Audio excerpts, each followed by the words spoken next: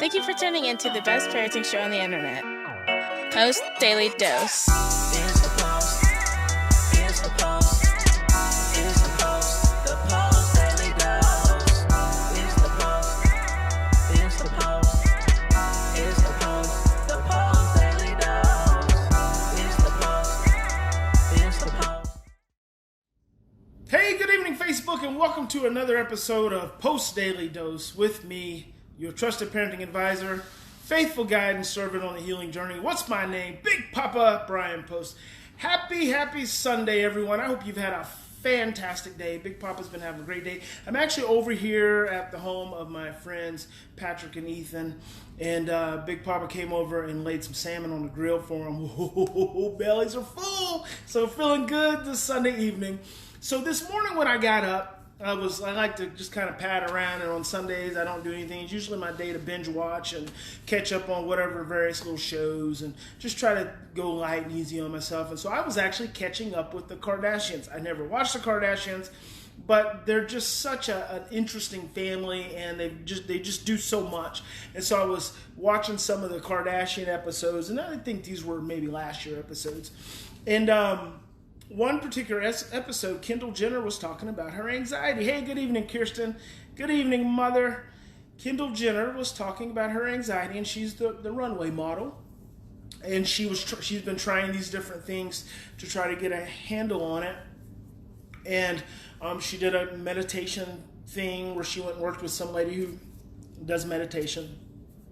And then she was having to go to Milan and do a runway you don't call it a shoot, just a runway show. And so at one point, one of the segments, she was talking about the anxiety and how it can be really bad. And she said, I know it's all in my head. And I thought that was really interesting, because anxiety is not all in your head. Anxiety is generated first and foremost in your body, and it is very much related to stress, and it's related to the emotion of fear and overwhelm. And I can just imagine someone at this young lady's stature in society has probably gone to a lot of clinicians, probably a lot of psychiatrists, and especially, dealing with psychiatrists, and they're usually always heady and probably recommending medication, and psychologists recommending various cognitive behavioral therapy techniques, and probably no one really talking to this young lady about what she's actually feeling. We are so conditioned for staying up in our heads that we forget that there's a whole nother reality that exists, and that's the reality of the body. And anxiety is very much an emotional experience. And so think about that. Anxiety is an emotional experience, but we want to talk about it. Isn't that interesting? Hey, Caitlin from Central Florida. So anxiety is an emotional experience, yet we want to talk about it. Yet we want to say it's all in our head. Our right hemisphere of our brain dictates our left hemisphere. So your emotional brain dictates to your left rational cognitive brain. And your right hemisphere, your emotional brain, is actually connected to your body. And that forms the body-mind connection. And so when someone is feeling anxious, they're not thinking anxious, they're feeling anxious. And so I immediately, upon hearing this young lady say this, and she says sometimes she's able to have control over it more so than other times, and the reality is that that's not true either. Our emotions, our feelings have control over us until we learn how to be really conscious of them, and until we learn to really be able to honor them. Until that time, our feelings have control over us. They just wait until they build up and they build up and they build up, and then boom, they take over. And so we oftentimes live under the false assumption that we are in control of our feelings, when in most situations we're not in control of our feelings at all. Our feelings just decide to come up and take over, and then we're pretty much held hostage to them. So I want to encourage you all that if you're struggling with something such as anxiety, try to go underneath the feeling, underneath the emotion, into the emotion of the anxiety. Instead of just staying on the surface and staying on the anxious thoughts that get generated, kind of that hamster wheel of thinking that gets generated, go into your body and feel what's in the body and ask yourself. I really like to encourage you asking the question. So you close your eyes, you take some deep breaths, you feel the anxiety in your body. Where does the anxiety show up at? Because it's going to show up somewhere in your body, because that's the signal, that's your body giving the signal. See, when we're just going day to day and we feel anxious all over. So we go, oh my gosh, I feel so anxious, I feel so anxious.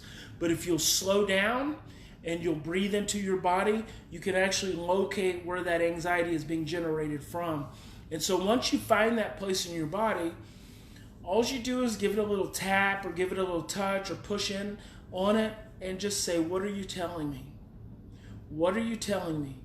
What am I feeling? What am I feeling right now? And there's going to be a feeling, there's going to be an emotion that comes up. And just go with that. Just be present with that. Just honor that. So if I was working with Kendall, I would actually help her go into her body, go into her anxiety, and help her really explore the emotions that she's carrying that are actually generating all of that anxiety. And once we get into those feelings and start working through those feelings and processing through those feelings in a very emotional way, then that anxiety starts to dissipate. When you do that in a repetitive enough sense, then what happens is you gain more consciousness over it. You start to gain more awareness over it. Because see, that anxiety is coming from a place from long ago. Her anxiety, I have a sense it's probably pre-verbal. It's probably in utero. I have a sense that her mom was pretty anxious when she was carrying her. It's just what my sense tells me. And that her anxiety is probably generated in the womb. Even though Kris Jenner has obviously several children, Kendall and Kylie were the first two in her relationship with Bruce Jenner. And so I'm just curious as to, that would be something else I would suggest for you to do as adults. If your parents are still living, ask them what the pre-verbal, what the in utero experience was like for you.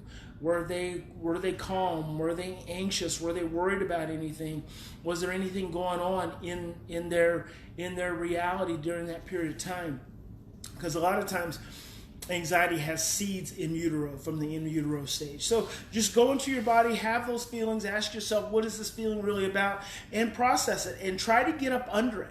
Try to get up under the anxiety, because eventually you get more conscious of it, you become more aware of it, and then when it comes up from moment to moment, day to day, you can breathe into it, you can calm yourself down, you can say to your anxiety, I'm going to be okay, I'm not going to die, we're safe, no one's at risk, whatever kind of connected to that message it may be.